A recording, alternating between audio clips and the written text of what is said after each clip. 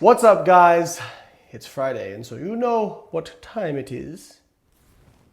It's What the Fitness time.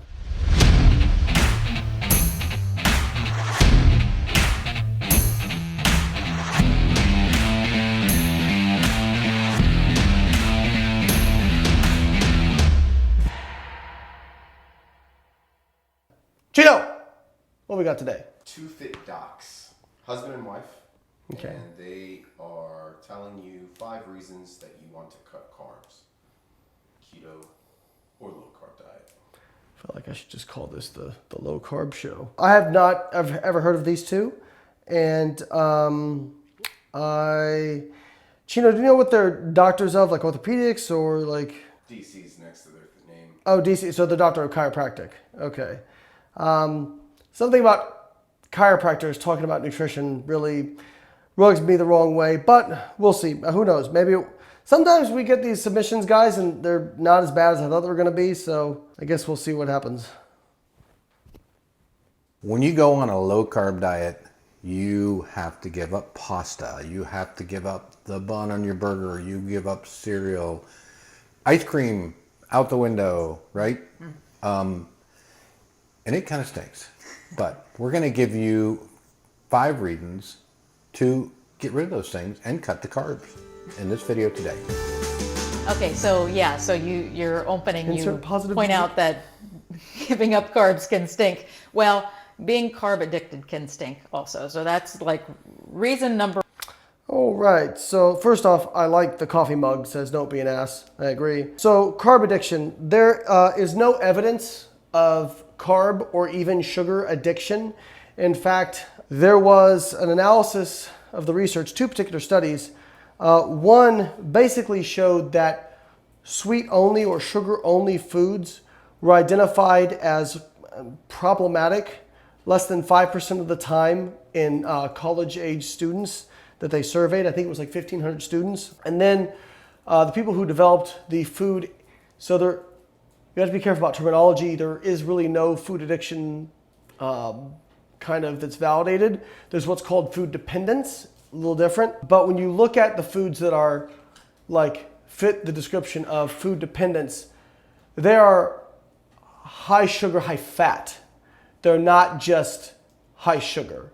So this idea that you're carb addicted, there's no evidence to support that. And there's very, very little evidence to support an addiction to sugar. It is not fun to be addicted to carbohydrates. And whether you call it sugar addiction or carbohydrate addiction, I mean, they're pretty darn close, right? So, you know, we just take a grain and we refine it a little bit, but we don't go all the way to sugar. You know, it's still going to be an addictive substance. I wish I could lose weight, but I just can't stop eating addicted, oatmeal. and we've both been there. I was there probably more so than you. It takes over your life. You have sugar and food and these, you know, treats on your mind all day long, and it really feels out of control. Right. Well, and that's the whole reason for, you know, we have to have a mid-morning snack or a mid-afternoon snack or 6 small meals a day. It's because it just continually, you know, you're running out and you need more and your brain is telling you to eat. Yeah, I think that is one of the most freeing things from a low carb or a keto. So they're kind of talking about, they don't directly say it, but I assume they're referring to changes in blood glucose. This kind of theory of hunger has been kind of roundly dismissed, at least in terms of a standalone theory of why we get hungry. We now know that hunger is a very complex network of not just hormonal signals and gut signals, but also emotional and psychological and sociological cues. So saying that it's, you know, that just because you're eating carbs, it makes you hungry 2 hours later, there's no evidence for that, or very little evidence. And most experts on appetite and hunger don't really view that as a viable theory of how like the hunger response works. Keto diet, and I think probably a lot of people would agree, is that you are not so focused on food. Right. You know, we used to go to like a party or something, and you'd be chatting with somebody, but in the back of your mind, you're going, "When's the cake coming? When's the cake coming?" I mean, this is just an anecdote. It just, you know, we can see the cake, and we might want a piece, but we probably aren't going to eat it, and Right. and it doesn't really bother us all that much. It might be a little bit of a bummer, but it's not taking over our lives like we did. So that's it. Reason number one, being addicted to carbs stinks. Right. Okay, so the first two, reason is there's no lose scientific weight. validation for that. Second reason, weight loss. Cutting out the carbs is probably the simplest. I'm not going to say easiest because How many it's subs do they not have? always easy to get past those cravings. But it is a simple way. 106. You cut down your carbs and you will lose weight. It happened with me. It's happened with millions of people. So there's no citations here. It's just, well, you cut down the carbs, you'll lose weight. Well, maybe. Dom D'Agostino, when we were on the Joe Rogan podcast, Dom is a ketogenic diet researcher, and he said, I think his sister gained 25 pounds on the ketogenic diet because she was eating too many calories. So this idea that if you cut out carbs, you're just automatically going to lose weight is not true. Now, we do know that the ketogenic diet tends to cause a little bit more rapid weight loss, but that is not because it is superior for fat loss compared to a calorie protein equated diet. It's because it causes more loss of body water and lean tissue. We also see increased nitrogen losses on a ketogenic diet compared to a non-ketogenic diet, and there's numerous studies to show that. Can you lose weight cutting carbs? Of course. Can you lose weight cutting fats? Yeah. If you're somebody who finds that it's, subjectively easier for you to do a low carb diet and lose weight, then that's fine. But there's no evidence that a ketogenic diet is superior for fat loss when calories are equated. In fact, in one head-to-head study that was tightly controlled metabolic ward study, they actually found the ketogenic diet was a little bit worse for fat loss compared to a non-ketogenic calorie protein equated diet. You read some of the comments below our videos and you'll see, everybody will be saying that, how much they've benefited. Doc, that's in because weight loss. you have what's called the we've echo seen it chamber. personally. We've seen it with the So, people. sorry, I gotta address this real quick. Just look at all the comments. Well, yeah, of course your videos have a bunch of comments of people saying, I lost weight in a low carb diet. You promote low carb. So the people that watch your videos are low carb people. So yeah, you've got a lot of positive comments. This is what we call an echo chamber, or as Alan Levinovitz likes to call it, an information silo. And so you start believing that everyone's like that, but that's not true. Notice that there's no, thus far at least, there's no scientific citations. It's all, this happened to me, this is what I found, this is what we found, this is what people in the comments are saying. Again, no scientific citations. Like we've seen it with you guys in the comments down below.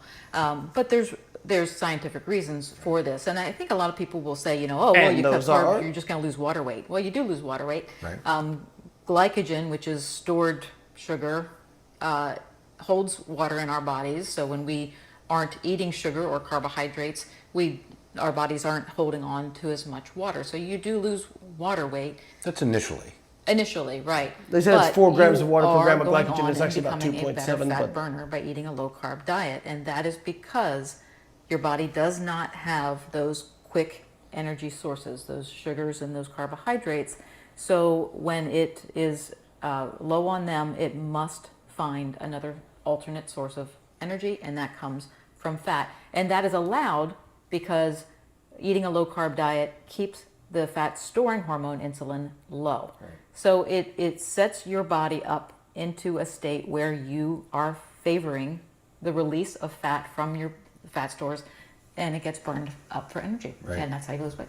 And that kind of rolls into our next point. So we're going to stop it there. They are correct halfway. So if you eat a low carb diet, yes, because insulin is low, you will oxidize preferentially fatty acids. However, your net gains or loss of body fat are not just dependent on what you burn, it's also dependent on what you store. In fact, the equation is called the fat balance equation. And that is your net fat balance equals the amount of fat you store minus the amount of fat you burn. On a low carb diet, you burn a lot of fat, yes, but you also store a lot of fat. And the reasoning is your body doesn't really store dietary carbohydrate as fat. There was a study, there's been several studies done that show that at best, the fat you store in adipose, 98% comes from dietary fat. Less than 2% comes from carbohydrate. So that's what's called de novo lipogenesis, is converting carbohydrate to fat or glucose to fat. So you don't really convert glucose to fat, not in appreciable amounts, not unless you're on an extremely low fat diet and extremely high carb diet. So because you don't store glucose as fat, if you are on a high carb, low fat diet, yes, you will burn very small amounts of fat. You're also storing very little fat. I talk about this in my book, Fat Loss Forever.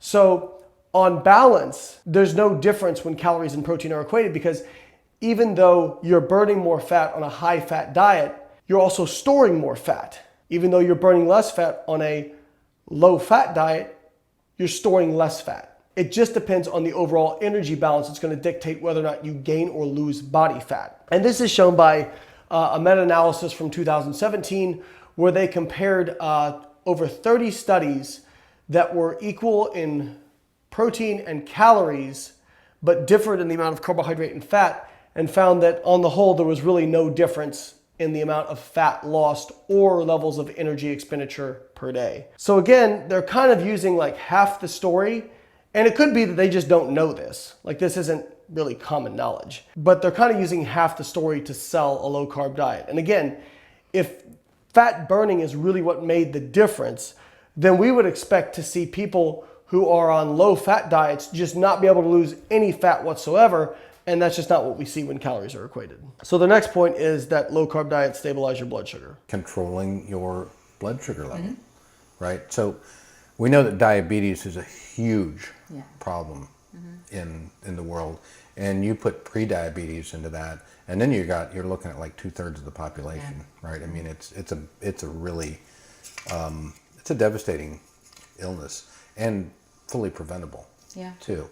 And that is because, if you go on a low carb diet, cut the sugar out, you can stabilize your blood sugar, and you don't get this insulin resistance, and which is typically what type 2 diabetes is really more involved. It's a very severe insulin resistance problem. And, going low carb and cutting those carbs out of your diet will definitely help you control your blood sugar. And you can either come down from that pre-diabetes, or even, we've seen some instances of diabetes, coming back towards more normal, or certainly preventing even getting to that point by doing this. Yeah.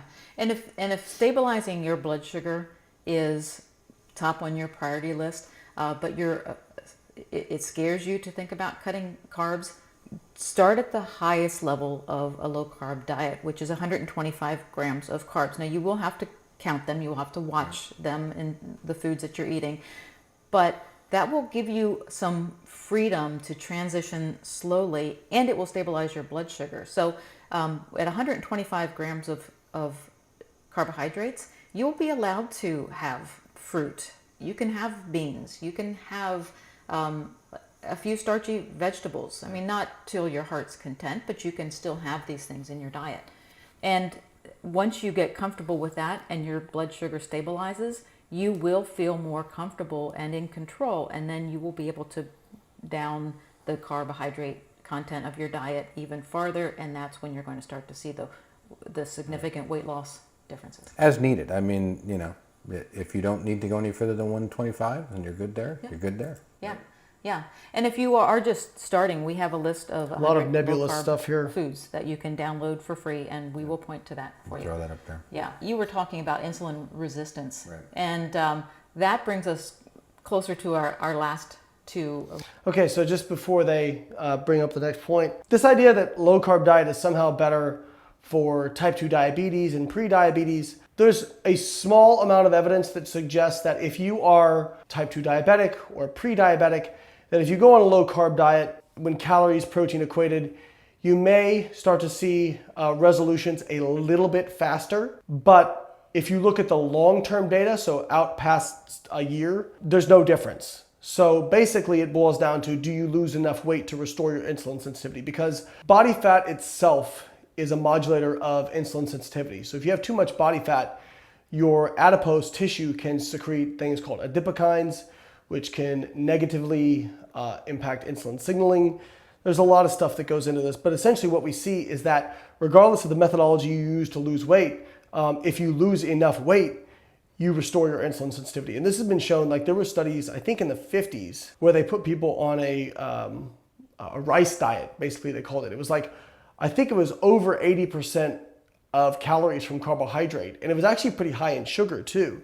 But it was a pretty restrictive diet. I'm not saying I recommend it, but people lost quite a bit of body fat, and their insulin sensitivity was restored. They were no longer type 2 diabetic. And in fact, we see that when people overeat fats or carbohydrates, both can cause reductions in insulin sensitivity. That is not something that is unique to dietary carbohydrate. Dietary fats can also negatively impact insulin sensitivity when they're overeaten. If you want to see the studies on these, check out my debate with Dr. Tro. I cited a lot of these studies in that debate. Reasons that you want to cut carbs, and that chronically high They have yet insulin to cite a study, level by the that way. is created when we are insulin resistant creates a lot of inflammation in the body. And one of the reasons that you want to cut carbs is because your joints will feel younger. Yeah, Oh, here we go. Here we absolutely. go. I can attest to that personally. Load me up on this Okay, one. so I'll give a personal So they're saying- account from what you just. So they're saying because carbohydrates cause inflammation, if you cut out carbs, that will reduce your inflammation and your joints will feel better. This not only represents a fundamental misunderstanding of the literature on low-carb diets, it represents a fundamental misunderstanding of inflammation in and of itself. So first off, systemic inflammation is measured by things like CRP, and when we look at a calorie protein equated diets, when people lose the same amount of weight, we do not see differences in inflammation. Even with high sugar diets, if calories, protein are equated, we don't see differences in inflammation when people lose the same amount of weight. Again, this is an effect of body fatness. The inflammation that causes you joint pain is not the same systemic inflammation that's in your bloodstream that's measured. Joint pain inflammation is caused by localized inflammatory markers. You have to understand the difference between systematic or systemic and localized inflammation because they are simply not the same thing. I realize they're chiropractors, which kind of disappoints me a little bit because they should understand the difference. Maybe they'll talk about it. But again, you know, this idea that carbohydrates are going to cause your joints to hurt because of inflammation, there is no evidence to support that. Nothing. Told me earlier today. So Keith has been not able to go to the gym lately because gyms are closed. So he's been hiking every morning for about an hour up on the mountain. And when we were first married and you were 80 pounds heavier, we would go for a walk and you would twist your ankle. Like, I mean, I step on a pebble and I could Yeah. twist my ankle. yeah, Anecdote. and you'd be done for a couple of weeks. And not only that, you would be sore and achy and everything. And today you came home and said, "Oh, I took a tumble today. I wasn't paying attention and tripped over a root and felt." I go, you know, I'm like, okay, because you know you're 59 and holding, and I was like, okay, are you all right? And you're like, yeah, I got right back up again, kept going. I mean, I was. Okay, so anecdote again. I think what they're saying, and this is kind of mind-blowing to me, I think what they're saying, because he's kind of saying a low-carb diet kept me from twisting my ankle. I think that's what they're saying. That seems insane. And it also, again, represents a misunderstanding of how inflammation works. So inflammation doesn't cause you to be more prone to injury. If you have an injury, you will have high levels of inflammation in response to that injured tissue as part of the repair process, actually. So yeah, I'm not quite sure what kind of point they're trying to make here. Now, I will say that, like, if you lose weight, so he said he was 80 pounds overweight. If you lose weight, your joints will probably feel better because you lost weight, regardless of inflammation. And yes, maybe the joint inflammation will go down. I'm not aware of any studies that show that. But again, that could just be a total load on your joint issue. That's, again, people mistake correlation for causation. Well, I went on a low-carb diet and my joints feel better. I have lower inflammatory markers. Well, yeah, you lost weight and your joints feel better because you're carrying around less weight, and your inflammatory markers went down because you lost body fat. I was like, wow, that's Number one, 80 pounds more, Yes. you know, and the way that my joints used to be always swollen and achy. Yeah, I wouldn't have been popping up off the ground as quick as I did today. And Okay, well, he kind of probably would have acknowledges done, you know, a that little the bit weight more makes a damage difference, I guess. to myself. yeah. So yeah, I can attest that my joints feel and work better than they did, Yeah. 3 or 4 years ago. Yeah. Aging with grace. Well, okay. And parlaying that into our last point here is how much better your skin and your complexion is when you follow a low carb diet, when you cut carbs. I'll look at it at two angles, right? So aging skin and also acne, younger skin, right? So as we age and we get wrinkles and things like that, a lot of it has to do with glycation, which is really a process that goes on in the body that is, in the simplest way of describing it, is sugar coating things like fats and proteins. We see this with cholesterol, a type of fat, and that is why a high sugar diet is so bad for cardiovascular health, because cholesterol gets glycated. And Okay, we're gonna kind of end it there. So I'm just gonna, spoiler alert, I'm aware of no information, no empirical evidence that a low carb diet is superior for acne or skin health. She's talking about glycated end products, essentially. Do we see people with higher levels of glycated end products with people who eat high sugar? Yeah, but they tend to eat a crappier overall diet. I'm aware of no research showing that a high carbohydrate diet is going to cause these glycated end products more so than a high fat diet when calories are equated. And again, if you look at research, even looking at like plant-based, very high carb diets that are calorie restricted, even like the Ornish diet, we see improvements in cardiovascular disease markers. So now Ornish likes to say that, the vegan diet is the only diet that reverses heart disease. Depends on what you call reversed. But certainly the Mediterranean style diet, high levels of plants, this sort of thing, they do tend to fare pretty well. In fact, a recent, I think it was a meta-analysis, showed that the ketogenic diet fared a little bit worse when it came to blood lipids and markers of CVD. So now I'm not saying that you can't improve your health on a ketogenic diet. You absolutely can, as long as you lose body fat and you are consistent with that diet. But essentially what these two are doing is, I haven't heard one single citation. They basically are just talking about a bunch of anecdote with themselves and people on the internet. Here's the problem with anecdote, guys. If you are going to acknowledge the validity of their anecdote or the value of their anecdote, what makes their anecdote more valuable than people who ate a high carb plant-based diet who literally say the exact same things? If you go to like some crazy plant-based channel, you will find people saying the exact same things. I mean, pretty much in terms of like cardiovascular disease, weight loss, skin, inflammation, all that stuff. Just watch the Game Changers.